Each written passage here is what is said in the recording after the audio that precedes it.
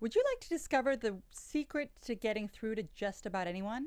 Actually, to getting through to anyone. Well, if so, stay tuned because we're going to let you know how. This is Book Circle Online, featuring in-depth discussion, insight, news, and commentary on all the world's leading book titles and their authors. And now, Book Circle Online. All right, everyone, thank you, and welcome to another edition of Book Circle Online. This is your favorite platform for all things books, and we are really excited to be here. I'm your host today, Katerina Cozias, and I am joined in studio by the great Mark Goulston. Mark, welcome to the program. I'm so excited. I think I was spit in the corner. My wife would point that out. We're going to wipe ourselves first. That's right. Well, thank you for being here with us. Always glad to. Yes, absolutely. We are going to be discussing Just Listen. So for anyone out there that has ever had difficulty getting that other person to just listen to you, you have something to say, and for whatever reason, it's just not being heard. How do you get through to them, and how do you get your point across when you have something really important to say? You've written a book, Mark, called Just Listen, and we're going to delve into all of that today. Before we do that, I'd like to introduce exactly who you are, because I know who you are, but we're going to kind of help the guests understand the significance of us having you here in the studio with us. So you are a business advisor, you are a public speaker, you are a coach, you are also a psychologist. I get them always mixed up. I have some meds for you right now. There we go. I was going to say, someone needs to help me out. And you have been featured many times. You are an author of quite a few books. I think it's 6 or 7 now. 7 now. 7 books. Fantastic. So you're here to impart a little bit of your wisdom with us. You've also been on guests on prominent shows like CNN and Fox News, the Washington Post. So it's a real thrill for us to have you here. Well, I'm glad to be here. I can hardly wait to find out what we talk about. That's right. Before we do get started, really quick reminder that you can follow us across all of our platforms here at Book Circle, and we know you get excited to do that. Book Circle Online is probably where you're catching us, but we also stream on YouTube and on podcast. So, Mark, they can find us everywhere. Good. Which is great. That's terrific. I want to know, Just Listen, why a book on listening? What happened? What did you go through? What have you seen in life that caused you to want to write something that helps people become more proficient at listening to each other? Well, like most things in life, usually there's some sort of a bad, down, dark time that teaches you the biggest lessons in life. And I remember when I was a psychiatrist at UCLA, one of the worst days I had, I was called by the oncology doctors to see a patient. They paged me and they said, we need an order to put this patient in restraints and to medicate him. I'm a psychiatrist because he's pulling his respirator out, he's pulling the IVs out, he's kicking, and could you come up and write an order? Because he's just all over the place. So I go into his room, and his eyes were as big as saucers. I mean, just like this, and he was screaming at me through his eyes because he had a respirator tube in. And I said, "What is it?" And they said, "He's just psychotic. That's why we have to restrain him." And I said, "What's going on?" And he's screaming at me, and his eyes are like that, this. Yeah. Oh, and then I gave him a pen to write something down. He's in restraints, and he just scribbled, and I thought, well, maybe they're right. And I said, I wrote an order to calm you down. We're going to have your arms and legs so you can't kick and pull things out. And then when everything calms down, we'll take everything away. And he's just going, and he's screaming at me. And, and then I went about my day. And then the next day I got paged by the oncology doctors, and they said, we need you back. Well, they said, Mr. Jones, that wasn't his name, is off the respirator. Okay. He's sitting up, and he asked us to page you. Oh, goodness. Uh-oh. So I walk into the room, and his eyes are calmer, but he's looking into my eyes like I'm looking into your eyes, and he seats me in a chair. He says, "Sit down." Oh, wow. And I couldn't move my eyes, and he looked at me and he said, "What I was trying to tell you yesterday is that a piece of the respirator had broken off and was stuck in my throat. Oh, my God. And you do know that I will kill myself before I go through that again. Do you understand me?" Wow. And I looked in his eyes and I said, "I'm sorry, I understand." Yeah. But it really taught me that you need to listen into where people are coming from. And then that served me well because I was a suicide expert, a suicide interventionist. And probably the real turning point, and this has led to my being able to listen to people from their inside out. So Just Listen is a book about how do you listen to another person from their inside out, as opposed to from your perspective of it. Perspective. Right.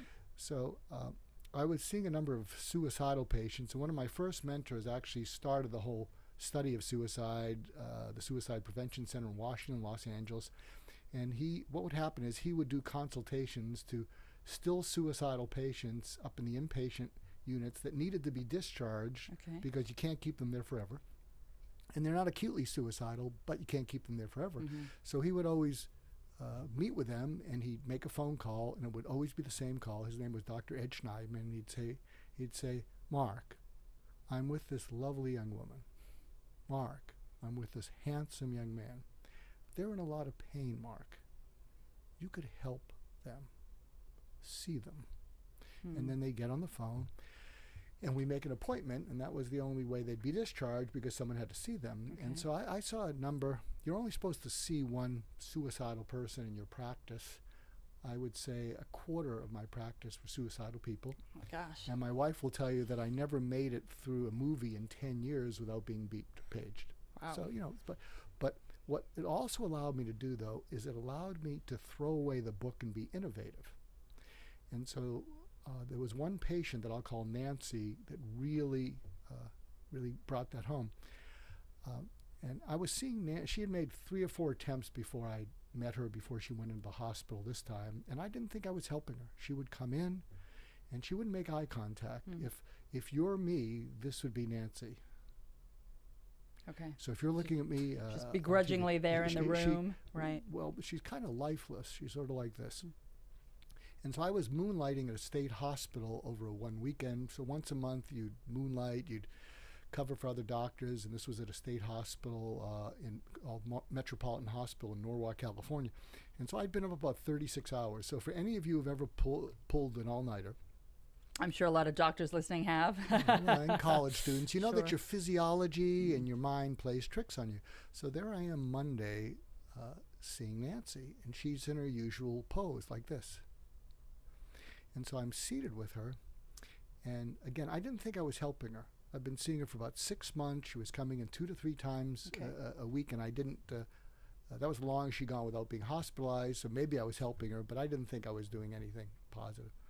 And so on this particular day, I hadn't slept for 36 hours, and I'm looking out at her, and suddenly all the color in the room turns to black and white. So I'm looking out, and the color is black and white. This is for you now. For me. I'm seeing black and white, and then it starts to get like cold and chilly, and it was like gray waves like you'd see in the highway in a desert. And it was just almost like quicksandy, and so I thought I was having a stroke or a seizure. Oh my God. Now I'm a medical doctor, and so I thought, well, it wouldn't be rude to do a neurologic exam on myself because she's like this. And so Poor Nancy. So I'm going like You're this, checking your pulse, like this, you're checking I'm your going like right? this, like Oh my this, gosh. like this. I'm tapping my knees, and I realize I'm all here. I'm not having a stroke or seizure. So what the heck was going on? We'll take a sip now. Yeah, I was going to say. Then I thought, I have this crazy idea that I'm looking at the world through her eyes. That when she's looking like this, what she was seeing was what I was seeing and feeling. Black, dark, cold world. Oh, yeah. And years later, I shared that with a pastor from St. John the Divine, a big Gothic cathedral in Manhattan. He said, you went into the dark night of the soul. Wow. I didn't know that at that time. And so because I was sleep deprived, I actually blurted out something that I probably wouldn't have blurted out. And you'll understand why. So I just said, Nancy, I didn't know it was so bad, and I can't help you kill yourself. But if you do, I will still think well of you. I'll miss you. Jeez. And maybe I'll understand why you had to get out of the pain. And then I thought to myself, don't write that in the medical record. I thought, oh, great, I just gave her permission. Oh, right. And I'm thinking, did I say it? Did I think it? I said, ooh, I said it. And so she looked at me. She looked at me for the first time. For the first time. She sort of woke up, yeah. And she looked at me like, I'm looking into your eyes, and see, I can hold your eyes. Right. And I thought she was going to say, thank you for understanding. Okay. I'm overdue. Sure, right. What did she say? And I said, well, what are you thinking? And she looked right into my eyes like I am looking into yours. Yeah. And she said, if you can really understand why I might have to kill myself to get out of the pain, maybe I won't need to. And then she smiled and gave up her suicidality. And so what I then learned is people are screaming out at us with their eyes, with what they say in between. And if you can just listen into people's eyes, if you can look into anyone's eyes, and if you listen for their hopes or dreams, their fear, their anger, their discouragement, and if you just look for that with no other purpose than to be of service. One of my favorite quotes of all time, it could be my favorite, comes from a psychoanalyst named Wilfred Bion. Mm-hmm. And he said the purest form of communication is to listen without memory or desire. And what he meant is when we listen with memory, we have an old personal agenda that we're plugging people into.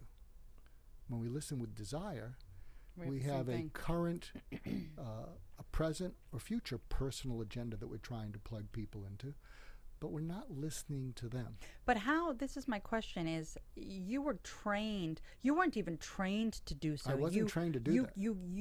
But we were intuitive enough to understand that you needed to do that, to be of service to these patients. How does the common person get around their mental agenda? Because we have that, right? I mean, I might be here sitting listening to you, but I'm listening to you because I need to do something with that information. How do I sit here and just listen to you for you? Well, I think if you can go into a conversation, and one of my last mentor who passed away was a big leadership guy named Warren Bennis. If you search the name Warren Bennis, he was one of the top 3 people in leadership. Okay. And one of the things that Warren used to say is be a first-class noticer. And so noticing is different than looking, watching, or seeing. So if I'm looking into the camera lens, into your eyes out there, if I'm just looking, watching, or seeing, I see that there's a camera lens looking at me. I'm trying not to be awkward and uncomfortable looking into a camera lens. But if I can imagine that I'm noticing through the camera and I'm looking into your eyes, and if you're looking into my eyes, and if you let me look into your eyes, and if I'm looking for where the hurt is, where the anger is, where the discouragement is, and I am only looking to notice it and join you there. So one of the things I discovered in being a suicidologist, and I'll teach people now how to do it, but I don't do it now on the front lines. This was a really poignant thing, and it was a real lesson. Towards the end of seeing suicidal people, and these were multiple attempters who had failed all kinds of things. So imagine if you're feeling that, and if you are feeling that, I want to tell you there's hope. Thank you for tuning in, but there is hope. Get yourself listened to. Go. Bye, just listen. Bye, just listen. And so if you can imagine that mindset, and you've tried things, and a lot of times professionals will give you things to try, and you will nod from the neck up knowing you're not going to try it. So what I used to say to some of these people, because I would listen to them from the inside out, so imagine if you're in that place, and I'll look into the camera, and what if someone said to you, if it's all right with you, I'm not going to give you any advice or solutions that you're not going to follow. And then you're going to have to come back and tell me why you didn't do it. And you weren't even asking me for the advice or solution. What I'm going to do is I'm going to find you wherever you are. And I'm going to keep you company there as long as it takes. And you're going to walk out. And I'm not going to come up with any solutions or advice until you get so bored with my keeping you company that you say, can we do something constructive? And then we'll come up with something.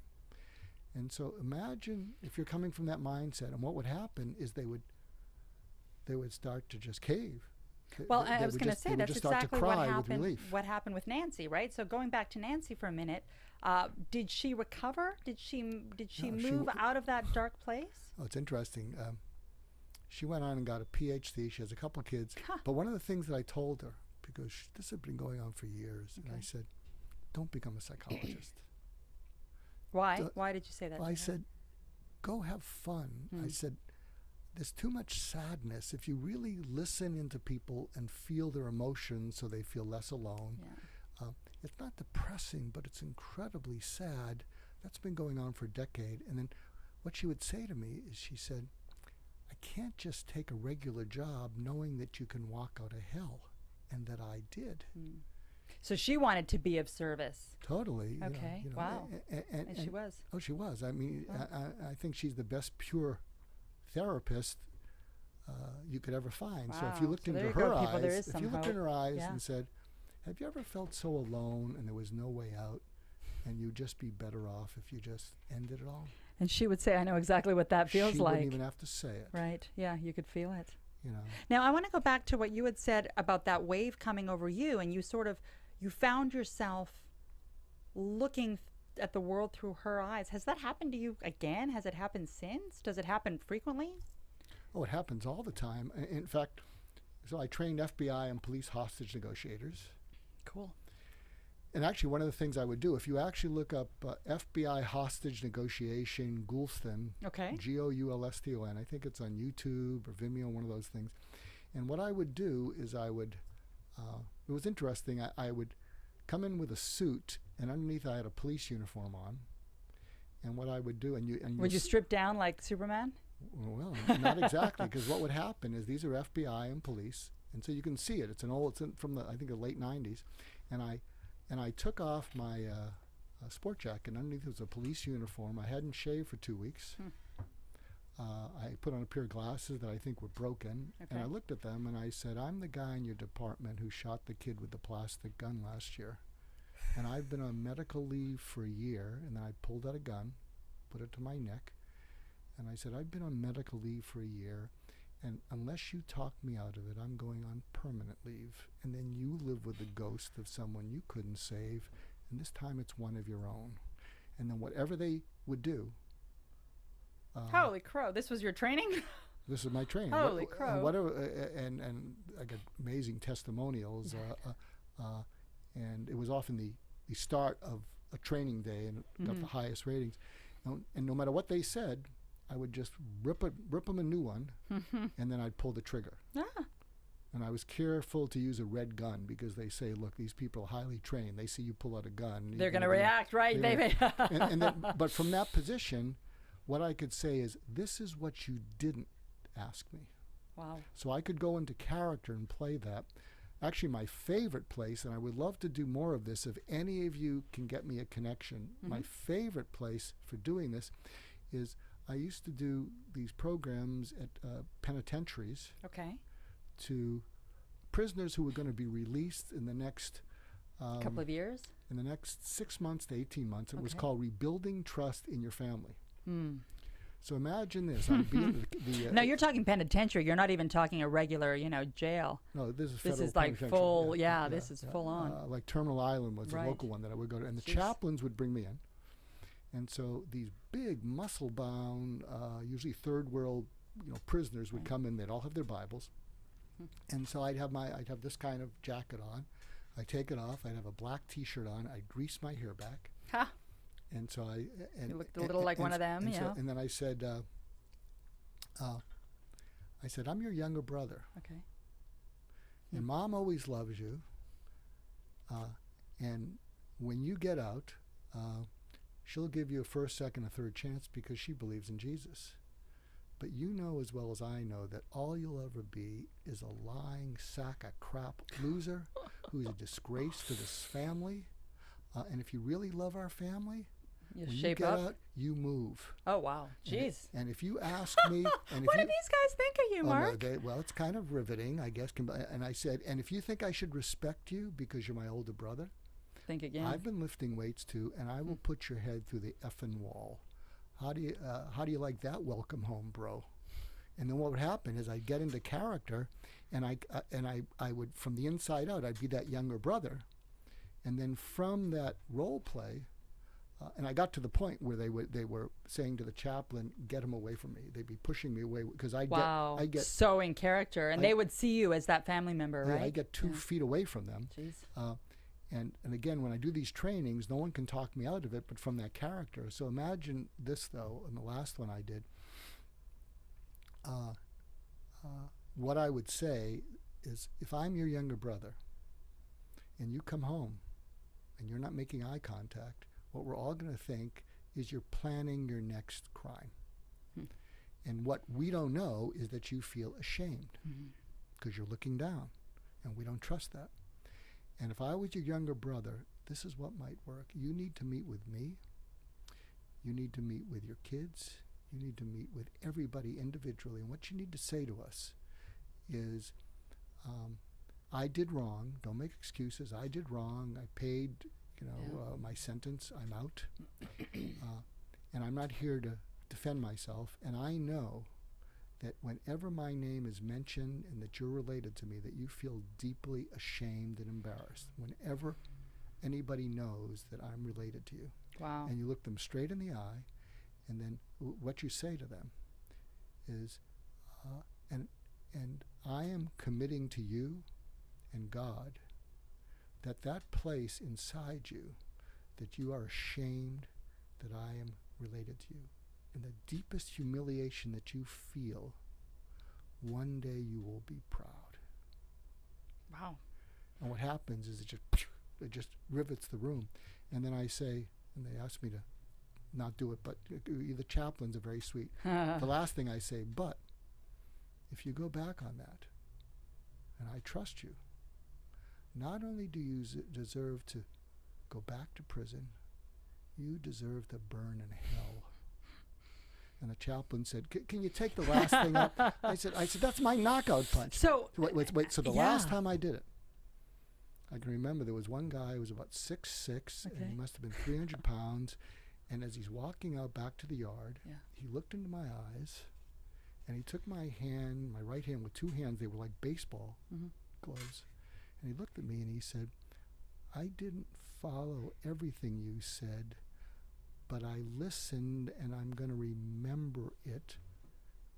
Thank you for coming here." Wow. That got to me. I was going to say, did you ever hear from any of these guys after they were out? No, because a lot of it was sort of one-off. So one of my problems, and if you can help me, I'm a, by the way, here's one of the reasons that I do what I do from the personal thing. I was a outsider. Okay. Growing up, you mean? Yeah, growing up. Okay. In what sense? Just well, like part of it is the little loner kid. Well, part of it is I had a double promotion, so I was I was intelligent enough as the. But you were the small kid, but then you were the smart kid, and no one likes the smart kid. I was in right field in softball every game, and I was kind of socially, a little bit backwards. A little awkward, yeah. And so what happened is, and this is why I want to help good people inside, is I realized that I was fortunate. I wasn't bullied or humiliated, because if I was bullied or humiliated, I would have gone from outsider to outcast and to dangerous. Right. To I'm going to get in and get even. But what happened is, because I was just ignored and I felt invisible, I became an outlier, meaning that I don't have that need to go back in and destroy.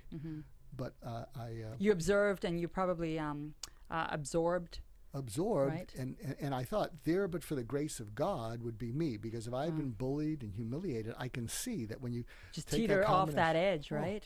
And that's probably what happened to a lot of these guys, or or these people that are suicidal, or they get to that tipping point of feeling so alone, so outcast, so so you were sort of on the you managed to have it work in your favor professionally. But that must have been hard getting to that point, right? Did you feel alone growing up? Did you feel? No, I think I did feel alone. Okay. Because you talk in the book a little bit about empathogenic communication. Yeah. So there's a form of therapy that I created called empathogenic therapy. Empathogenic, thank you. And what that means is, and why I'm worried about the world, is empathy is the main deterrent to violence. You can't, there's a glib saying one of my co-authors said, is you can't walk in someone else's shoes and step on their toes at the same time. Wise. You know, and so what's happening, technology is causing empathy to atrophy. Okay, meaning? That it's just... Meaning that we're all transactional. Okay. So rather than listening into where people are coming from, we're always trying to see what kind of deal we can swing. And what happens is there's a lot of people who are just not making it to the deal-making level, and they're falling through the cracks. And as empathy goes away, I think there's a direct one-to-one correlation between the atrophy of empathy and the rise of violence. Well, and I was going to say, and we're seeing that reflected in our society, incredibly so right now. You know, we are the level of violence globally is just it's out of control. You can't go a day without hearing about something happening somewhere to someone of major importance. You know, whether it's a bomb that killed 90 people or a suicide, or you know, somebody taking a truck and crashing into passerbys. Like it's nuts. And it's probably, as you say, being enhanced by this social media world that we live in, because I think that people, you know, we feel as though we're so much more connected, right? I've got so many Facebook friends, I have so many friends on this platform and that platform, but when is the last time somebody phoned you and you heard their voice, or said to you, hey, let's get together in person? So I think, to your point about empathy, I think it's partially due to the fact that we are really missing out on this human-to-human contact, which will fortify and establish a basis for my giving a damn about you, you know? Well, I'm going to say something sexist, so I expect you to Okay, here we slam go. me. Either you're going to slam me or you're going to agree with me. But Okay. you can't agree with me, because all the women in the studio, they're going to say, how could you agree with him? What are you going to say? Women are... And Here we go, folks. And I can say this because women over the years have come in to see me, and I say, what's really going on? And so I'm a good listener. I say, what's really going on? And they'll talk about certain frustrating things. But with a number of them, especially women who have children, what they'll say is, I can't find my warmth. I'm a project manager. I'm on top of them about their homework. I'm on top of them about what they're doing, and I can't find my warmth. And a woman without warmth is not a woman. Just like a man without courage isn't a man. And what's happening, and I'm not blaming it on women, because what's happening is women are not getting help. They're not getting the assistance. Often they have to fight the childlike boyfriend or husband who's more of a baby than the kids. And so you're there as a project manager. You're juggling everything. You're juggling a full-time job. You're juggling the kids. You're juggling the non-existent spouse. You're juggling, right? And I can't prove this, but I'll say something else sort of outrageous. Here we go. Look, outrage is good. Yeah. I think there's a connection. I actually wrote a blog on this, and the blog was called Maternal Cooling, Childhood Obesity, and Global Warming.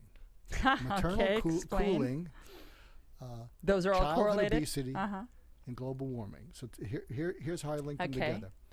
A lot of people, when they're in pain and fear, they need comfort. So they eat? So they eat.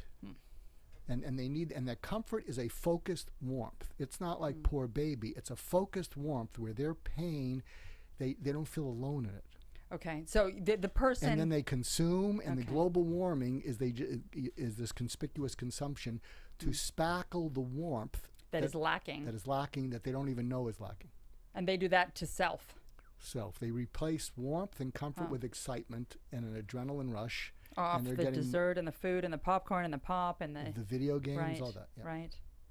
Huh. In fact, I'm hearing that a number of women in their 40s are having trouble getting pregnant because their testosterone is too high. But is that not just human hormone, though? I mean, you know, let's be honest. At the end of the day, whether they're eating a lot or not eating a lot, or stressed or not stressed, they're 40 plus, right? So Well, that could be just... No, I'm talking about childhood obesity. I'm saying that children, when children don't get the warmth to comfort themselves, right, they start reach eating for comfort food. Right, okay. And they read for consumption of things to make them feel better.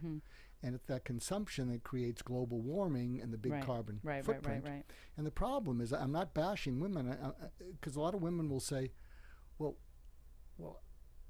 I'm always running on empty. Where am I going to get it from? And I don't. Okay, and I'll say something hopefully empathic to women now. Okay. So now that you're, please tweet all your hate mail. I was going to say we're going to get a lot of comments, but keep going. Yeah. This is not an unusual thing. So over the years, and I don't practice anymore. I speak at conferences and I speak at women's conferences. Sometimes women let you in. I'm kidding. They do. That's a whole other story. Okay. But go on. I cut you off. But what happened with a few women that I've seen, I've said, I know what you're afraid of. And they say, what? And these are women who are very high achievers, but they're unhappy inside. There's something. And I said, I don't think you're afraid of being controlled, rejected, or even insulted. I don't think you like those, but you're well defended. Okay. What are they afraid of? I think what you're really afraid of is to be completely, unconditionally safe, and you don't have to do anything to earn it, and there's nothing you can do to lose it, and you can exhale with everything you've been just holding in because you've never felt safe. And what happens is these women, some of them, they just start to cry. And I said, what happened? And they said, you just hit a nerve. And so they haven't felt sort of that unconditional warmth. I want to say something also to the men, because and if I was going to say, are the women lacking that from the male counterpart? Are they lacking it from society as a whole? Are they lacking it intrinsically?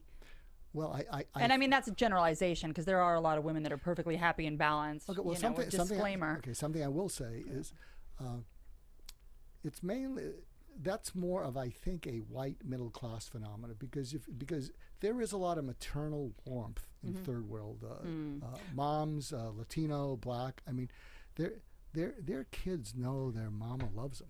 Okay. And that sort of centers. Where do you think the disconnect came in for Middle America? I think what happened, especially for Middle America, is a lot of women, especially with the divorce rate, they got sick and tired of thinking they could rely and depend on men who it turned out they couldn't rely and depend on. And plus, they said, I'm just going to do it on my own.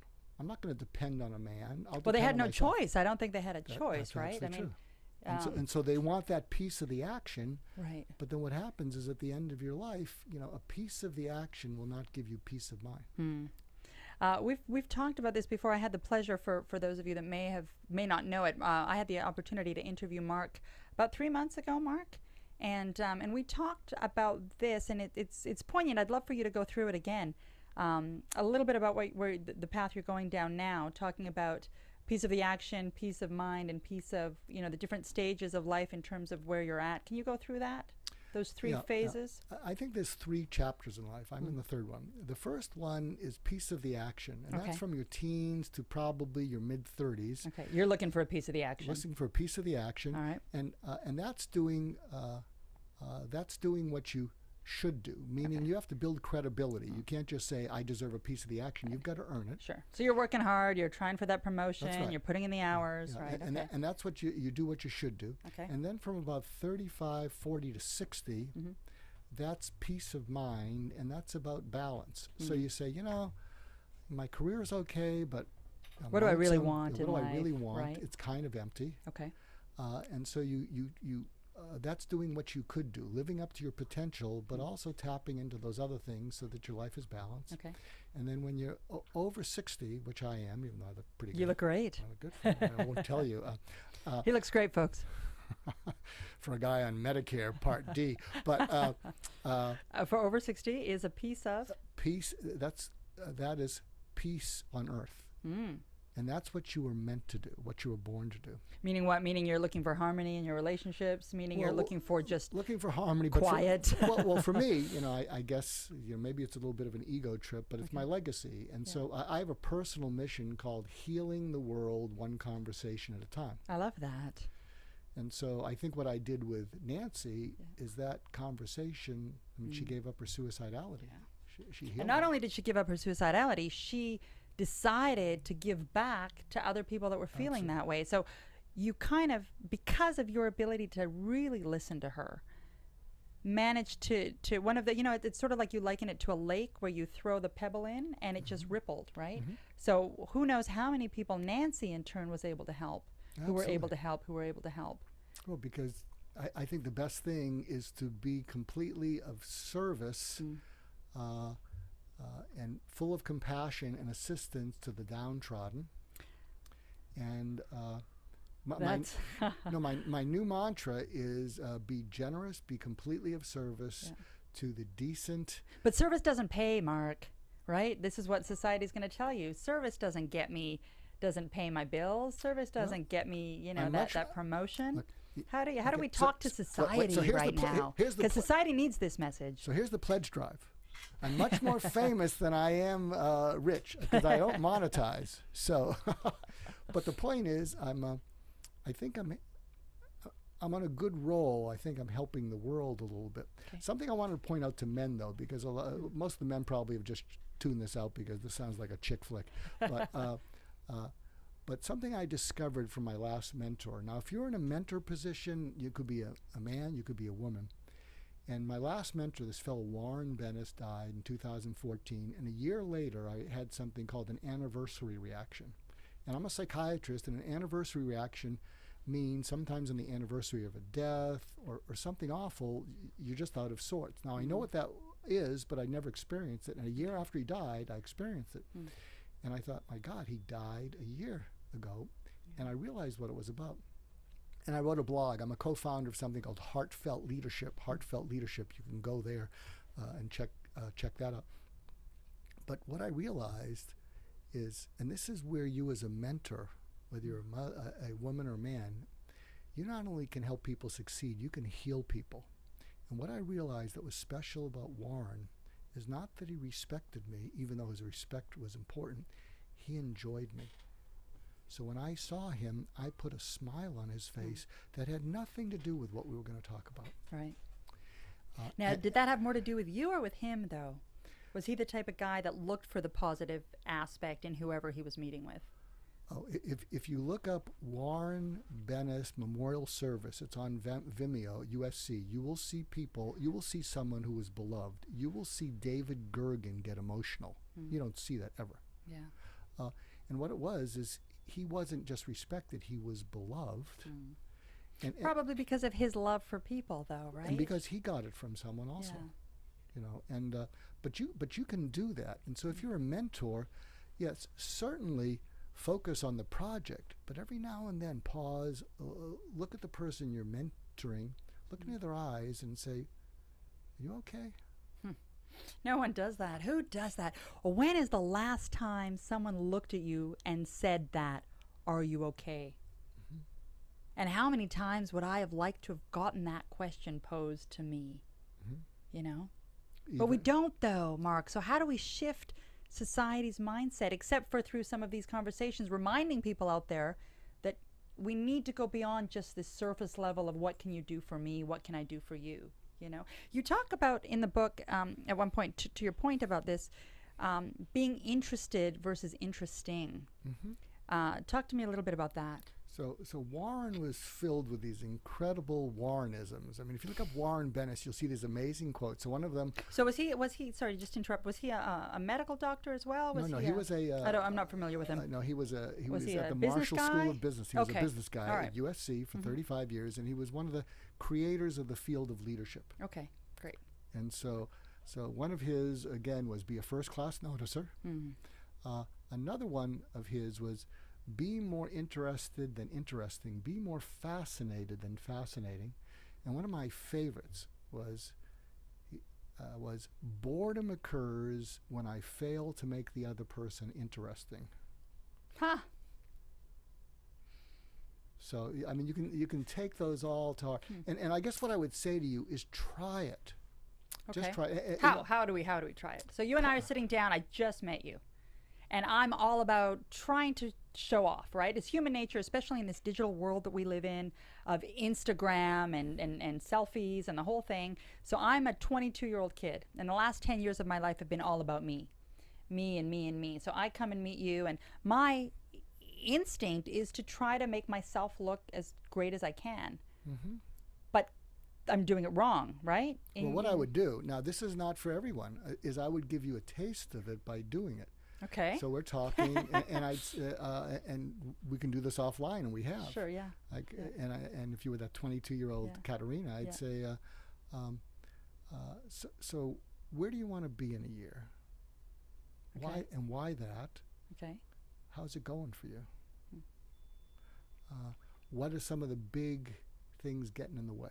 Now, this is you showing interest in me, right? Those are some of the questions we pose, rather than you coming to the table saying, "Hey, I'm Mark, and I'm an author, and I've written 7 books, and I'm." Well, I'll tell you, this is since Just Listen was written, I've become a worse listener. So I'm gonna pause you right there, because for those of you who don't know, Just Listen has been translated into 30 languages. It's incredibly popular. 17, but I'll take 30. 17, but we'll say could be 30, Mark. You never know, right? Parts of Africa. How have you become a worse listener? That doesn't make sense. What do you mean? Well, I'm even doing it here. Look, I'm an expert, so you're listening to me, but I will tell you. Because I was an outsider and an outlier, I need to show off too much, and I'll name drop. Now it's all legitimate, and you might say, Mark, everybody does that. Yeah, but when I can let go of, now that's okay. I can name drop here on a radio show. Sure, yeah, right. This is where you name drop, right? But I can tell you, when I've let it go and I've just been there listening to someone else, that's the best part of me. And I never want to lose that, because being a show off, being famous, it's intoxicating and it's corrupting. But I'm gonna pause you right there, because in some instances people have a reason to show off, and you do in this case, because your book, you have just been invited to Moscow by the Russian government. They have translated your book, and it is even more popular in Russia than it is in the USA. They are in love with this book in Russia. Go ahead, yeah. So tell us a little bit about this, because, to your point of, I'm showing off. Well, sometimes people like you should show off. This is a pretty big achievement. Tell me a little bit about this Russia-Moscow invitation. Well, this is really kind of fascinating. And also, it's fascinating, the power of being an American who's willing to walk away from money. So what happened is they reached out to me and they said, your book, Just Listen, has done very well. This is the Russian version you're showing us, okay. Yeah. And they said, we'd like you to come and speak to the Russian government, to the Russian Federation, do a one-day training in Moscow. And there was a pretty good fee. And I said, I'm not going to come there to teach negotiation. I'm not going to teach you how to win at a deal. I'm going to teach you how to win at life. And I may come across as too soft. Your negotiators will say, who is this guy? And so I don't want you to fail. I don't want to fail. Okay. And so if you're wanting me to come there to teach people how to win, I'm the wrong guy. Wow. And then they came back a couple days later and they said, you'd walk away from, we've never really met an American who would walk away from money. And I said, I think I just did. And then a couple of days later, they said, we might want to do a series with you. Oh, wow. There you go. Folks. Because you're right. You're right. You could there. say, this is what Russia needs. Doesn't want it because we're just like the rest of the world. And here's the interesting thing.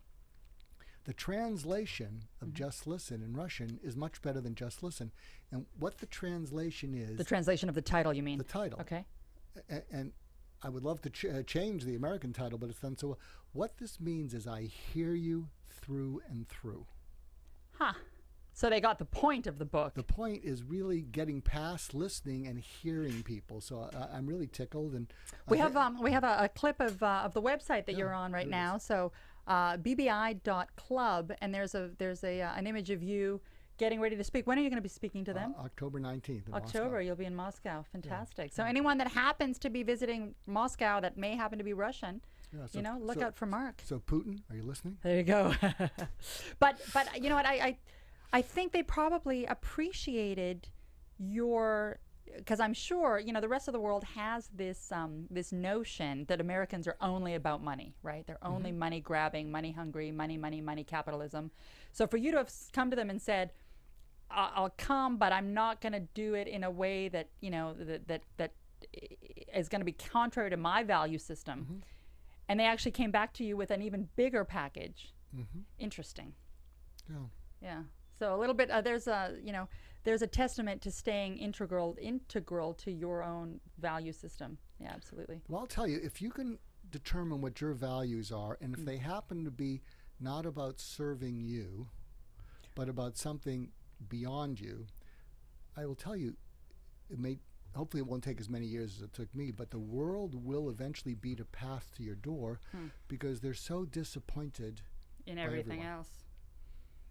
So for those of you who are listening, don't be ashamed about caring about people.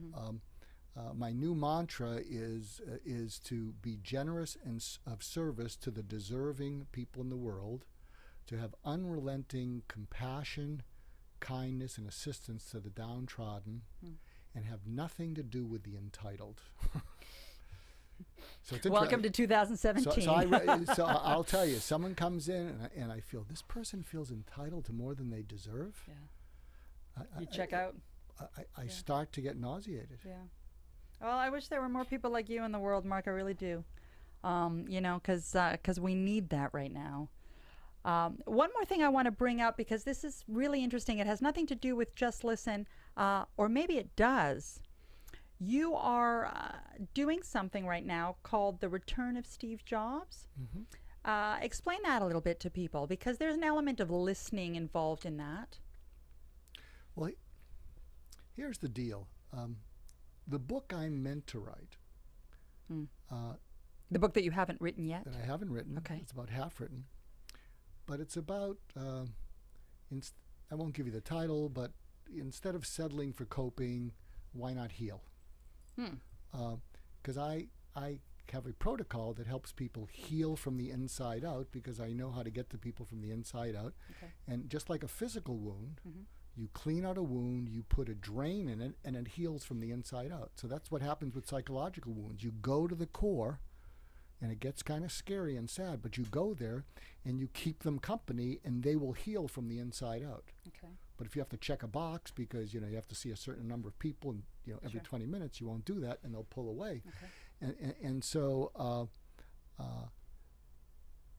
I got off track. And so we started with Steve Jobs, and then you were going to talk about. Okay. So what happened is, and this is interesting, is since I learned how to hack into people and see the world through their eyes, I actually figured out how Steve Jobs sees the world. Okay. And so now Steve Jobs has been dead for a number of years, Mark. He's been dead. You know that, right? He's been dead. And what happens is I do this program, it's a performance where I play Steve Jobs coming back from the dead, and I tell you, this is how I turned around Apple from 97 to 2007, but I share my thinking. But what's really interesting is I'm much more bold as Steve Jobs, and here's the thing. People are beating a path to my door to hear about Steve Jobs. People are not beating a path to my door to learn how to listen. But can I give you a taste of the Steve Jobs persona? Absolutely. Okay. So you're sort of channeling him and then parlaying what you feel he would be saying to a crowd if he was around. Right. Okay. So do it. Yeah. Go nuts. So great. Here we go. So here's a segment from it. I don't have the horn room glasses, but you don't have the turtleneck on right now, the black. We'll pretend. I will. Okay. So here's one of the segments. I'd say about the a-hole thing. You know, when I was at Apple, I was an a-hole. I mean, when you're 24, you're an outlier, and you're worth $100 million. A lot of people you're going to get even with. Plus, Wozniak, anyone who walks around with 5 pencils in their pocket, they're just aiming for you. You got to take someone like that out. But here's the issue. After I got kicked out of Apple, I was cooling my heels. I was kind of quiet. When I came back, here's what you have to take away from it.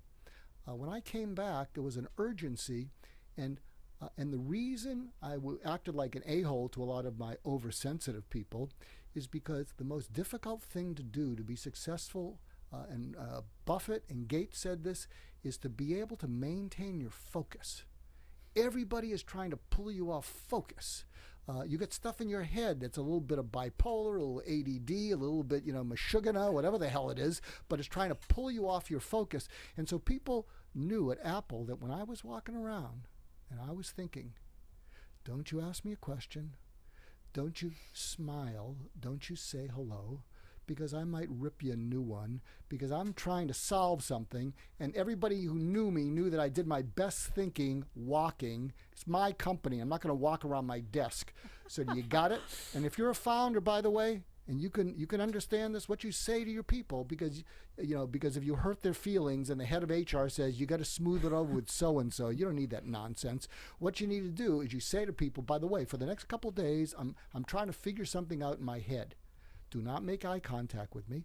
Do not interrupt me. Do not ask me anything, because you're not going to get the best response from me. You got it? So that's sort of an insight. And Wow. People say, wow, that's exactly how focused people. Right. Well, how did you come to channel Steve Jobs? Because that was pretty good. Is that pretty good? Well, that was pretty good. We'll come and see. Probably it. on point. Yeah. Wow. Well, what happened? I can tell you the story. I was doing presentations on listening to CEO roundtables. Okay. And I was getting away with it because I have some pretty good stories. I worked for the O.J. Simpson. I was a advisor to the O.J. Simpson trial and yada, yada. So I have good stories. So I was getting away with it. But decision makers, CEOs, one of the things, the word that they hate more than any other word, even though they can't say it, but I'll say it for them. All entrepreneurs, this is the word they can't stand: people. They hate the word people. And they're really waiting. They have to figure it out because we need jobs. We need people, but right? They can't wait to replace people with technology. Right. They won't tell you that. It's Right. politically incorrect, but yada, yada, yada. Okay. And so, but what happened is I decided a few years ago, and this was a personal change for me also. A few years ago, I said, I am not going to persuade another human being to do anything the rest of my life. I'm done with it. Too much heavy lifting. And so I came up with this idea: if I could figure out how to create gotta have it, you don't have to sell anyone. So I figured out the formula that would cause a customer to say, I gotta have that. That would cause an investor to say, I gotta invest there. That would cause talent you're trying to attract, say, I gotta work there. And I'll tell you what the formula is. Yeah, I'd love to get the formula. So here's the formula. Okay, get a pen and paper, people, because this is important. No, you will write this down. Yeah. Some of you will even remember. The formula for creating gotta have it is whoa, wow, yes. And so what whoa means is you're distracted, and I've created whoa when someone's distracted or I'm making a presentation, someone elbows the person next to them and say, what did he say? Whoa. What did he say? Yeah. Or can you repeat that? So whoa is I can't believe what I just saw, heard, or read. Some of you have even written this down because whoa, wow, yes is a whoa, wow. Okay, right. And then wow is, that is unbelievable. That's astonishing. That is so simple. And then the is, this is too good to forget. This is too good to ignore. I don't know how I'm going to use the whoa, wow, yes, but I'm going to use it. And then the yes is, figured out how to use it, sold. So what happened is I went back to these roundtables and I said, here's the formula for how to create gotta have it. Yeah. And someone said, you just figured out Apple and Steve Jobs. I said, what do you mean? He said, well, whenever a new product comes out, you'll see with the iPhone 8. People are lined up down the street, and what right? are they thinking? Yeah. I gotta have it. Right. And so, and then part of my presentation, I show a video dramatization of Steve Jobs visiting Xerox PARC. And at Xerox PARC, he discovered something called the graphical user interface. Okay. I'm sure the people in the Back in the technology day. room Right. are liking this, hopefully. Okay. Wake up back there. That was the mouse Okay. and the icons. And so, and there's actually a segment where he talks about visiting it, but there's a dramatization. If you go to National Geographic, American Genius, Xerox PARC, there's a dramatization. And basically what you see on the person who played Steve Jobs, what you see on his face when he sees the graphical user interface at Xerox PARC is you can see in his eyes like the light bulb going off, right? Whoa, yeah, whoa, wow. And what he was thinking is, whoa, I can't believe what I just saw with the mouse. Okay. The wow is, that's astonishing, that's amazing. Yeah. The in this thing, he turns to Wozniak, and Wozniak says, once they go there, they're not turning around, they're not going back. And then the yes is the Macintosh. So if you have a marketing department, if you're trying to get through to anyone, if you're trying to woo an investor, you figure out your whoa, wow, because formula. If you don't create whoa, wow, yes, you're creating never mind, no thanks, pass. Well, I hope we've created a little bit of whoa, wow, yes. We're at the top of our hour. And this is the thing that I love about you, Mark, is I could sit here and talk to you for another hour. I'm sure our listeners would love to sit and talk to you for another hour. We want to know, just in summary, your top 3 tips for listening well. What would you advise people? 1, 2, 3. I have a conversation I need to get through tomorrow. What should I do? This is really counterintuitive. It's what I call the power of a unsolicited apology. Because why is it powerful? I will tell you, there are hundreds of millions of people who will never be apologized to in their life, and people are defenseless. So if there's someone that you need to get through to tomorrow, if you say, if it would be okay, I think I owe you an apology. You certainly have their attention. They're going to say, for what? And then when you look at them, you could say, what have I failed to understand that's important to you? Wow. And then, you can see that. And then they're going to tell you. And then if you want to drill deeper, because what's going to happen is some of them are going to tear up, but they're going to lean into the conversation. And if you say to them, what has been the negative effect of my not only failing to understand, but not even wanting to understand it? They're going to lean into that. And then the third thing you can say is, would you give me the chance to correct that? I'm sorry, would you give me the chance to correct that? And I promise not to interrupt you. Good Lord. How do you not get a buy-in with that kind of open? Yeah. I'd like to have that conversation. I'd like to, there's a number of people I'd like to say that to, actually. Mark, thank you so much for being here. Well, thank you for having me. It really has been a pleasure. Congratulations on Just Listen. It's been out for a few years now, but it's an important book. And clearly, it's still popular around the world. We are thrilled that you're getting the recognition that you deserve, and we're excited about this. The Steve Jobs. If people want to find out more about you and the work that you do, and some of the services you provide, where can they find you? Well, probably I'm Donald Trump. Go to @MarkGoulston. We were talking about no ego. No, I'm kidding. Go to @MarkGoulston, but I have a few websites, markgoulston.com, Okay. MarkGoulston.com. Goulston Group is my consulting company. Something you can help me with, go to popprotocol.org, popprotocol.org. That's a whole other show. Okay. I'm part of a 501c3, and the LA Sheriff's Department is now partnering with us. Okay, and what do you do? It's a program that helps community and law enforcement know what to do at a traffic stop. Oh, wow. And the tagline is saving lives one traffic stop at a time. And I'll give you our 4-step acronym, Okay. which is simple. And this is what you have to tell your kids to do, your teenagers, young adults. And the acronym is SAFE. Okay. And Standing for? Standing for, well, if you pull over, you have to realize that police are trained to look at where your hands are in sudden movement. So put the light on your dome light up if it's night. Okay. And then show your hands palms up on the steering wheel. If you're African American, your palms are lighter, so they can see that, or out the window. Show your hands. Okay. Ask for permission. So you say, my ID is in my purse. My ID is in my purse, Sure. along with a registered handgun. Okay. Oh, to let them know that I'm carrying a gun. Okay. Then F is follow instructions. Okay. And then E is exchange respect. So it's sir, officer, sir, officer.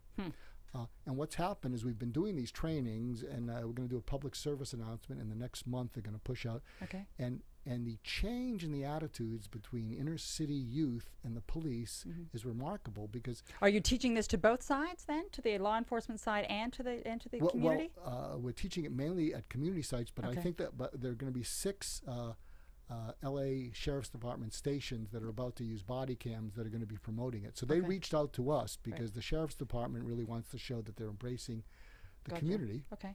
And so. And what was the website again, Mark? popprotocol.org.